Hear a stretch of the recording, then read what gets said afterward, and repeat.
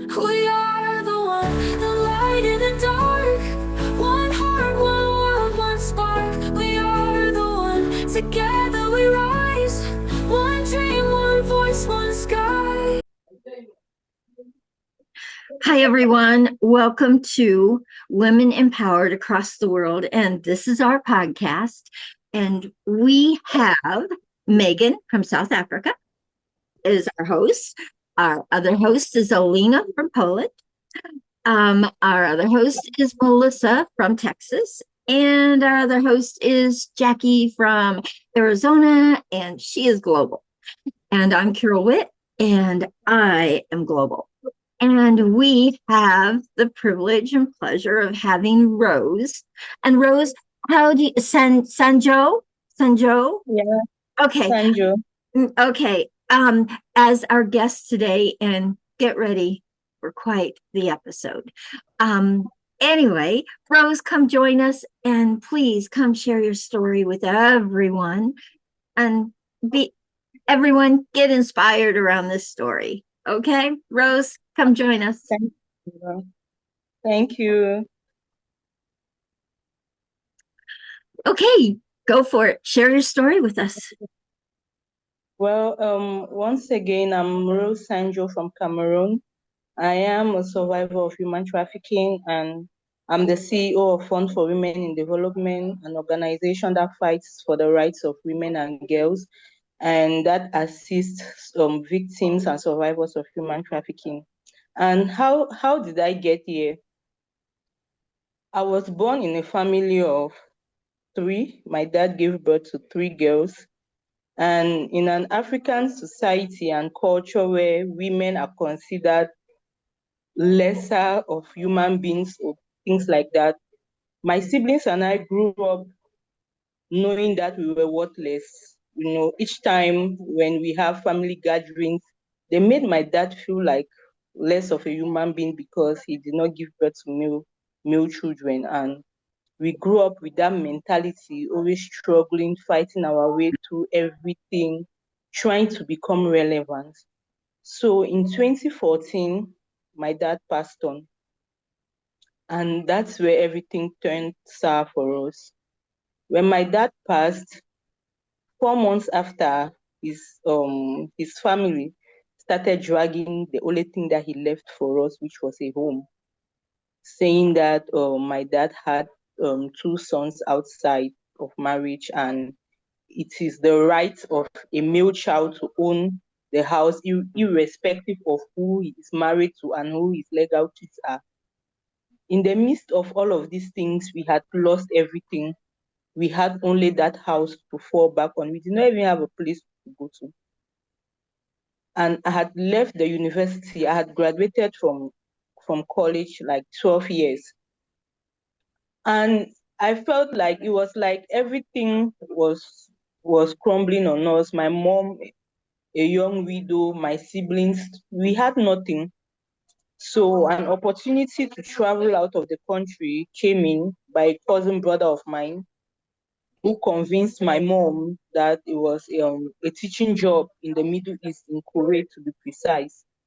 And so, being the most educated at the time, I decided to take up the challenge to travel out to make life better for my mom and for my siblings. So my mom had to sell a piece of land, which did not finally end up well for her because her in-laws came bagging her. She was even locked up in the prison cell for selling a land that belonged to her and her husband. When I traveled to Kuwait, getting to Kuwait at the airport, I realized that a lot of things were not just right. When we got to the airport, we were asked to sit on the floor for 9 hours. We were like, in fact, boarding a plane, because we traveled by Ethiopia Airlines. So boarding a plane from Ethiopia to Kuwait, I realized that in that plane, it was a small jet. We were about 50 of us in that jet, and everybody in that plane were women. And to me, it did not sit right. Though I did not actually know what was happening, but I was curious because how on earth is it a coincidence that only women will be boarding a flight? Mhm. And women of almost the same age group.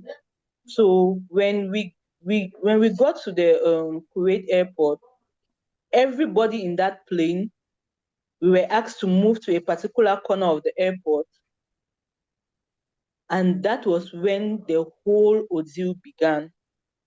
They asked us to sit on the floor. We sat on the floor for more than 9 hours. And at some point in time, we started demanding for food, water. These people came to us, they gave us bread, they threw it on the floor. They brought water, they threw it on the floor, and some of them were passing and making funny gestures as if we were smelling and or infested with some sort of, I don't know, disease and things like that. So after being there for like 12 hours, we were called upon to the immigration part of the airport. That's the exit part of the airport. And then they gave us a form to fill, which was, of course, in Arabic, because even the visas that was given to us was in Arabic. So we could not know what was on the visa. Now our passports were being taken away from us from the airport. And 4 men escorted us out of the airport into a dark van. And just when we were about boarding the van, one of them turned and looked at me and he spoke in English.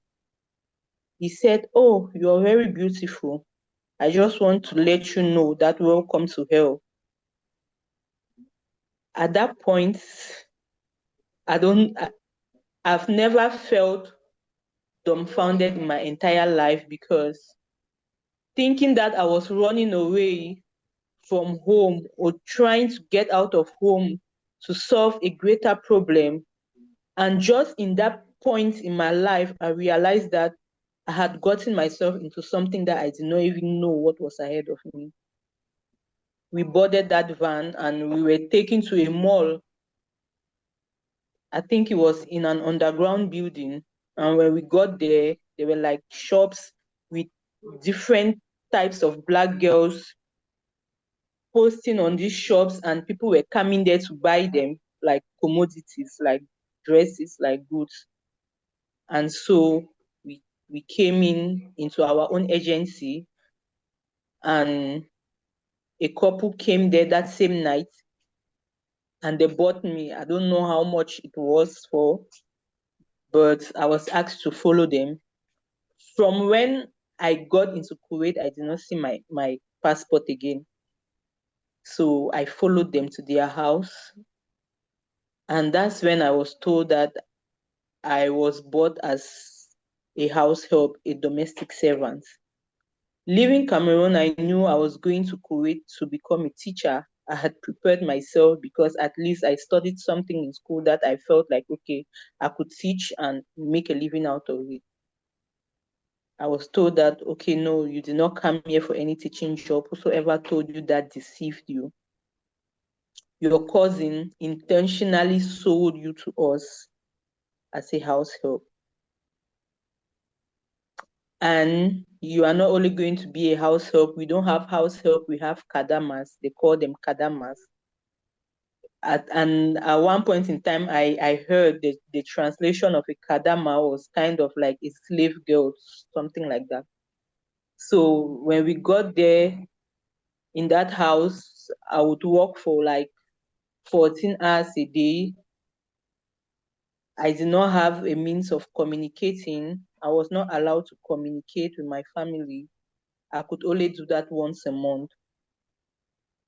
And each time I was carrying out any communication, it was in English. I was not allowed to use any other language. And the phones were to be put on speaker. And I had just 5 minutes to call one member of my family every month. This went on for 2 months, and I felt like life was being taken away from me. It was so painful, not even being able to talk to my mom or to any of my siblings. Like that was the first time that I've ever been separated from home and from family. So I tried leaving that house.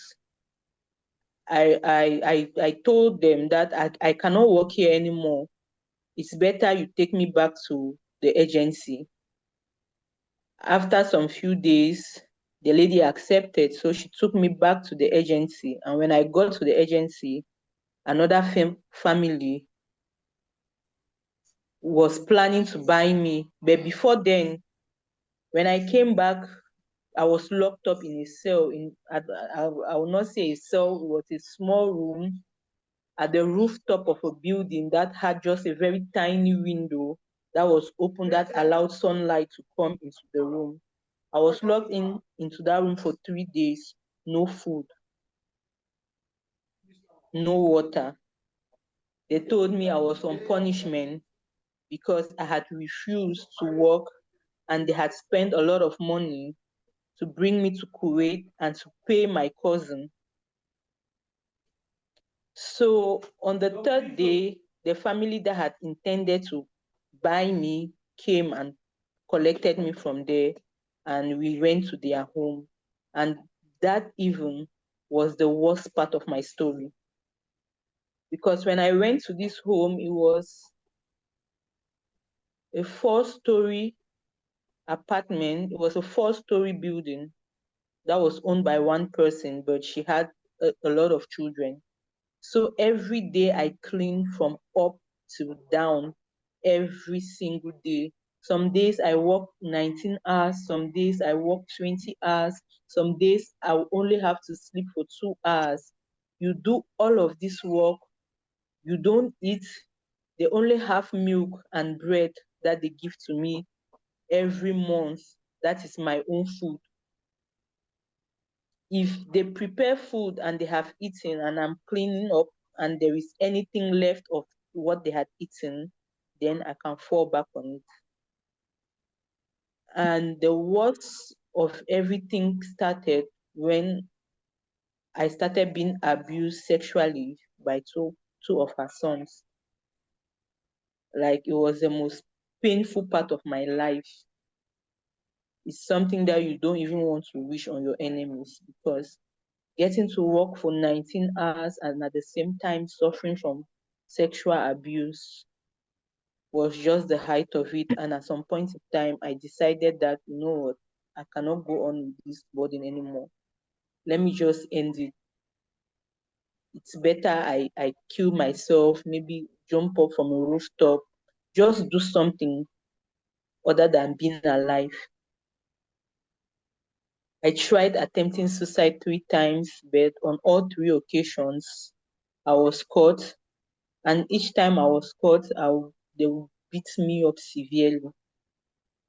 And after that, they would send me back to work. There was even one time that I was trying to change the bulb of the house and I collapsed. I fell from the ladder, hit my head on the ground, and I passed out. I was rushed to the hospital. And after every other thing, I got discharged. After about 5 days, I came back home. That same day, this lady asked me to go back to work. For me, that was the height of it, because I did not even have strength to carry myself. I told her, "Ma, I'm sorry, but I can't walk. If I try to do anything, I might die." And she said, "Everybody gets sick and everybody dies. If you die, there is no problem." At that point in time, I knew that it was either I got out of that country or my mom was going to lose another important part of her life. Because for the past four months that I worked in that house, I was able to use the phone. At least that was the only leverage I had. So each time I was talking to them, I made them understand that everything was fine, everything was going on smoothly, because I did not want to put them in a situation where everybody would be panicking and getting worried for me. But When it got to that point, I could not keep it anymore. So I reached out to my family, to my mom, and I told her, if you don't try to get me out of here, I'm coming back to you in a coffin. And I explained to them some of the things that I was going through. They started reaching out for help, calling other family members, of course, from my mom's side, because the family on my father's side did not even want to hear anything about us because they felt like we were useless girls, girls were useless, they will not amount to anything good and things like that. So I had one of my cousins who was in Germany. So he reached out to the agency that I was sold to, and he asked them, what does it take for me to come back home? And they told him that I was bought for $4,000. And if he has $4,000, he's going to refund the money and they will send me home. He said, okay, $4,000 is not a problem. But what is the guarantee that if I send this money, my little cousin is going to go back home safe? They told him there is no guarantee. She is at the mercy of the people that she is working for. After the money is paid, it is up to her to look for a story to tell them that they can buy, because the people that own these agencies are not Kuwaitis. They are not even Arabs. Most of them are from India and Africa. So they do not want to lose their business as well. My cousin said, okay, he's going to take the chance because that's the only option. I was so sick in my body. I was sick in my mind. I was sick in my spirit.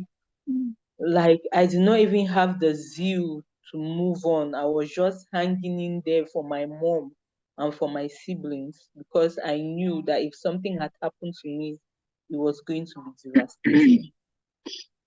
So after my cousin paid in the $4,000, the lady at the agency called me one day and said, Rose, your brother has paid in this morning, but I'm sorry, we cannot help you. If you don't look for a story to tell these people for them to release you, you might need to stay there for 2 years and work your term.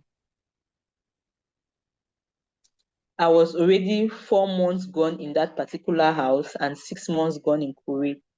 And 2 years was not something that I was ready to do anymore. So I came up with a story. I had one of my friends that I traveled with.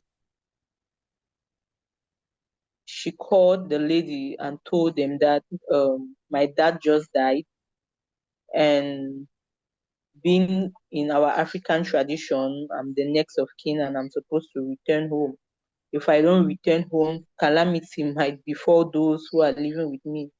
And so I was able to convince the lady that if she lets me go home and tender to the funeral program and everything, I was going to come back in 2 weeks. And so she told me, okay, we are going to let you go for 1 month, but it will be on the condition that we have somebody that can replace you for the 1 month. And so they kept on bringing different girls into the house, and she will refuse. Oh, this one is not beautiful. Oh, this girl cannot walk like Rose. Oh, this girl. And it kept on going, until one fateful day she said, Rose, you know what? I've decided that you are going to go, but on one condition. I said, okay, whatever the condition is. She said, every penny that you have worked and we have paid you, to guarantee us that you're going to come back, you give us every bit, every dime of what you have earned over the past 4 months and go home empty handed. When it's time for you to come back, we'll pay your flight. And when you return, we are going to give you back everything we took from you. I was like, is that everything that you want? She said, yes. I said, please, I'm giving you everything now. So I gave them everything that I had worked for, even what I worked in the other house. So my entire 6 months in Kuwait, I gave them everything I worked. And that's how I was taken back to the agency. And so when I got back to the agency, they bought my flights. And on the day I was supposed to travel back to Cameroon, the lady at the agency told me, Rose, I don't know what you did to your cousin, the one who sold you to us, but whatever you might have done to him, I'm sure it was very bad, because he instructed us when you decided that you do not want to work again, that we should beat you up mercilessly. And that's why we gave you all the treatment that we gave to you, because he said that he was trying to make you strong and fearless, because back home you were just sitting lazing about doing nothing.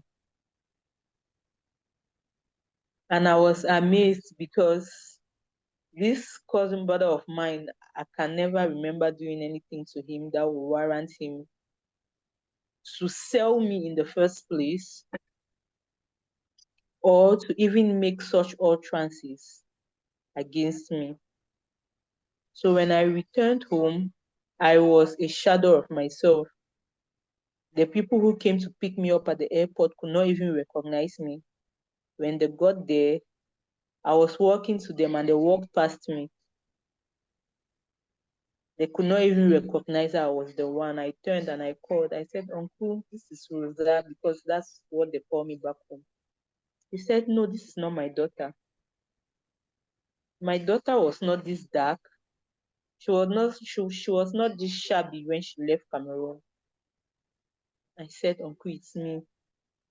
And so when I came back home, I got into depression, serious depression. I stayed indoors for 6 months. I'll only go out maybe if I want to use the toilet, because we had an external toilet. I was not talking to anybody. I was not interacting with anybody for 6 months, until one fateful day I was living in my grandparents' house as at the time. So it's a compound that has tenants. And I noticed that there was one girl, very young girl, who was always very timid. She was living with this very young couple who had two daughters, and she was always very timid. And I was seeing myself in this girl, like everything that I was going through back then, and how I isolate myself and things like that.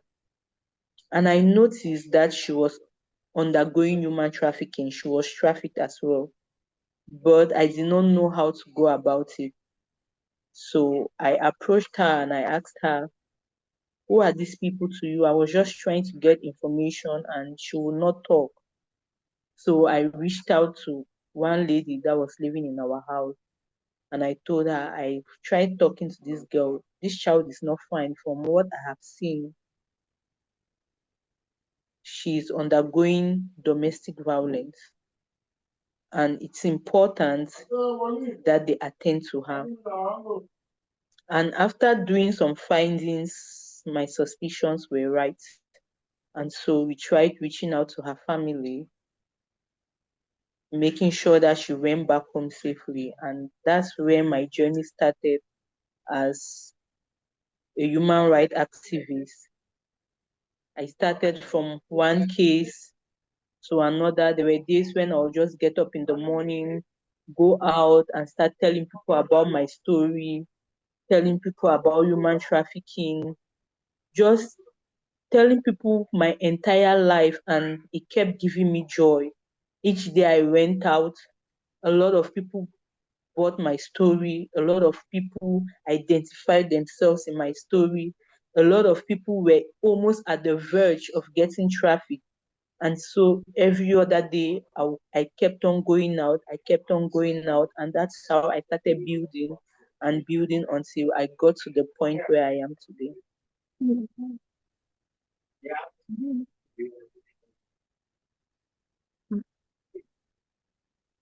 Wow. And most recently, in January, myself and my staff we were taking a survivor and her daughter to safety, and we were kidnapped in Nigeria.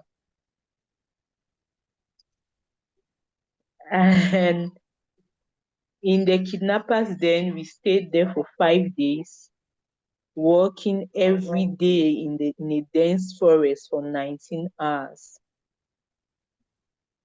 not even knowing where we were going to, until we were asked to pay a ransom, which we did, and we were finally released. So I've been through a series of Mm, mm, terrible challenges in my life, but the joy that it comes with putting smiles on the faces of these women and girls that we reach out to keeps me going every other day. ah, ooh, wow. Rose, thank you. Thank you for sharing your story with us and with hopefully so many women out there. You are truly inspiring. Wow. Mm, okay. Does anybody have any questions for Rose? Ooh, yeah, we're all silent. Go ahead, Alina. Maybe I'll start. However, I think that we all now have the same feeling because it's very hard to ask questions when we are literally speechless, because it's not possible to not become speechless after listening to such a story. So I really feel for you, Rose, and I knew a part only of your story, especially the last one. But this is really terrible that such things still happen and happen every single day in different parts of the world. And no matter how many articles we read about human trafficking, how many news we can see, and the system is still the same, but it still happens. So the thing that really impressed me the most is that you, in this darkest moment and this deepest point of depression, you could find still some strength to go out only because another girl, only because another human being that you felt you had to help. And this is the most amazing thing that one can do that we can hear. And thank you so much for it, Rose.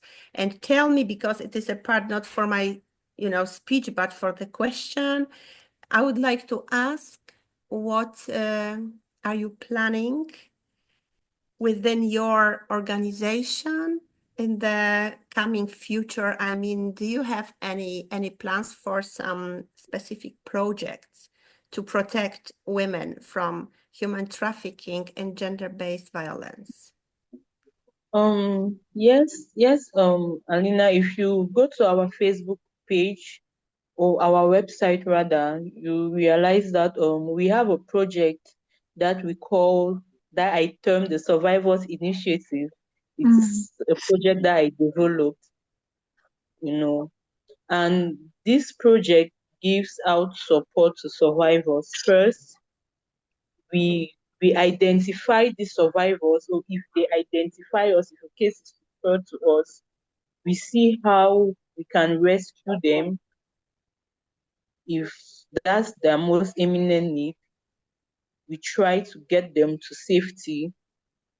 We provide other types of support like medical support, we provide economic empowerment, most especially because most trafficking situations stem up from economic dependency. So we try to make them independent, maybe getting them through skills that can help them, vocational trainings and things like that, little startup capitals. And then we also have shelter services, though we don't have a shelter for now because I'm still very small, but it's something that I envisage to have in the future where we can get these survivors, because it's a little bit expensive when we are trying to get them to a safe space before getting them into any other service that might fit into their needs. So yeah. Thank you. Thank you so much. Wow. Wow. Hmm. Okay, Jackie, you have a question.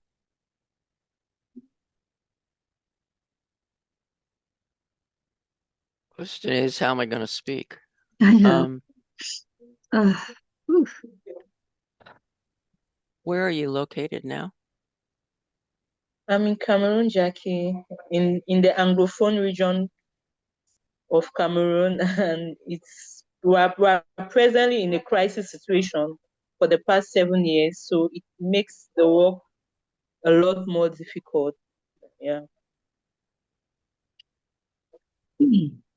Um, at least I hear a plan, which is good. That's the start. I have several people in Cameroon. Me too. Yeah, Priska would be the obvious one to help her. And Susie too. oh yeah, I keep forgetting to put her in Cameroon. I Susie. always have her in Nigeria. You're right, I know. Susie. Susie. So it sounds like you have some semblance of a plan to be able to help these people, to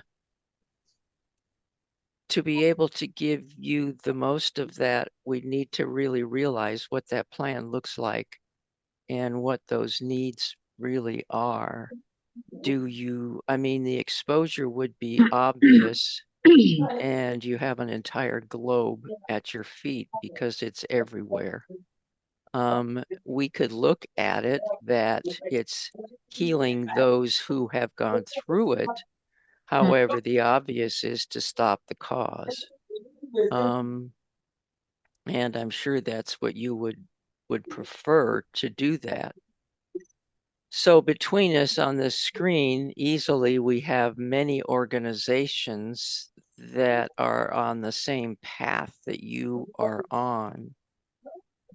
Probably the best, other than hearing what your plans are, is to then gather those that we know that are on the same path, to be able to assist.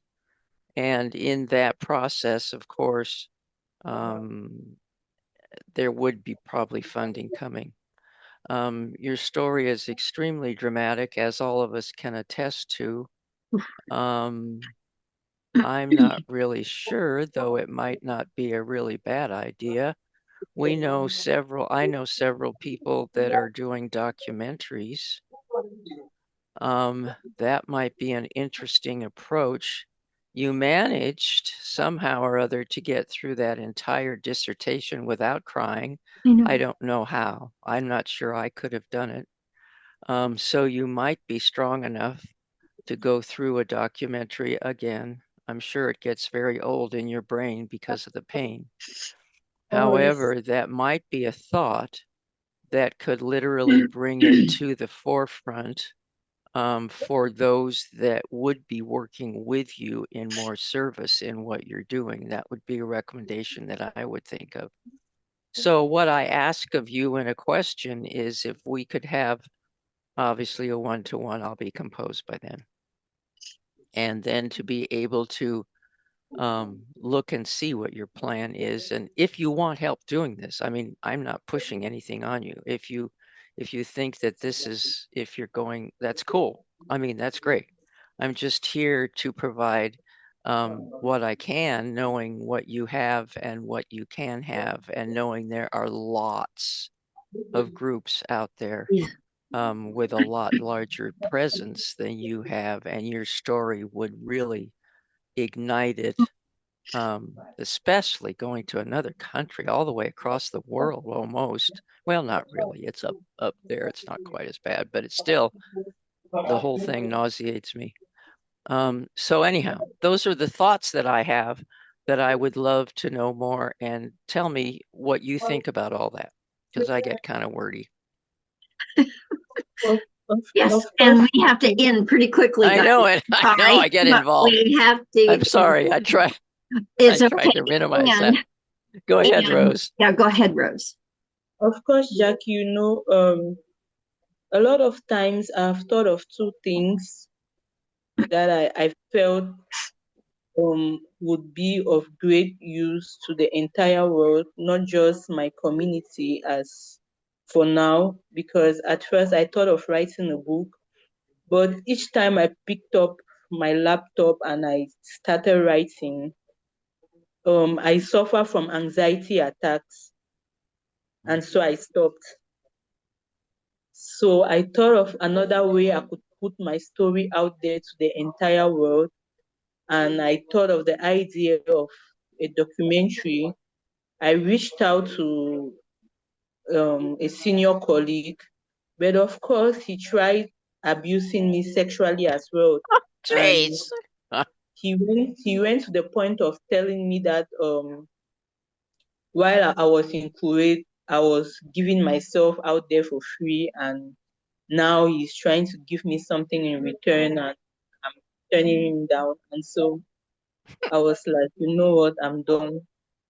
But I know that having a documentary is going to be Ooh, very impactful to a lot of people, not just in my community, but in the world at large. wow. Okay. Okay. Okay. Well, we know who to connect her with, don't we? Yeah, we do. Yeah. And okay, so Melissa, guys, it has to be really quick because we want people listening to this. And if it goes too long, they won't. They won't. Mhm. Got it. So, Melissa, go for Rose, I just want to acknowledge you for how resilient and how strong and how caring you are. I know that was very hard to go through, and your story does need to be told. I was nearly trafficked here in the US, and I didn't know what it looked like. I didn't know the signs. I didn't know what was going on, but something deep in my guts told me that I needed to step away, and I did before it happened. And later, that person was found to have 7 human slaves at his home and on his property. And so I count myself fortunate, and I know that others need to hear your story. They need to know what to look for. They need to know those signs. And I know there'd be a tremendous amount of value in adding that education on what signs do you need to look for so you can avoid this, because it is such a horrible experience that you went through. And I'm just grateful we got to talk to you and hear your story today. Thank you. Megan, go ahead. Go ahead, Megan. Thank you.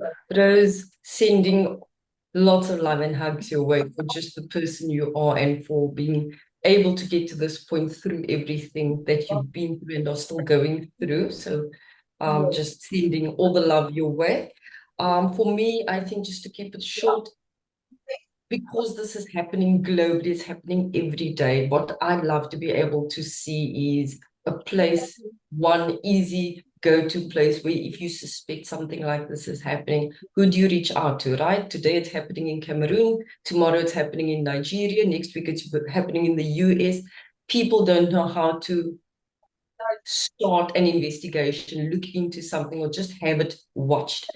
If perhaps you are coordinating with other similar organizations to yours globally, maybe that's a way that we can help you to be able to create a network of spaces that has a common space for things to be reported.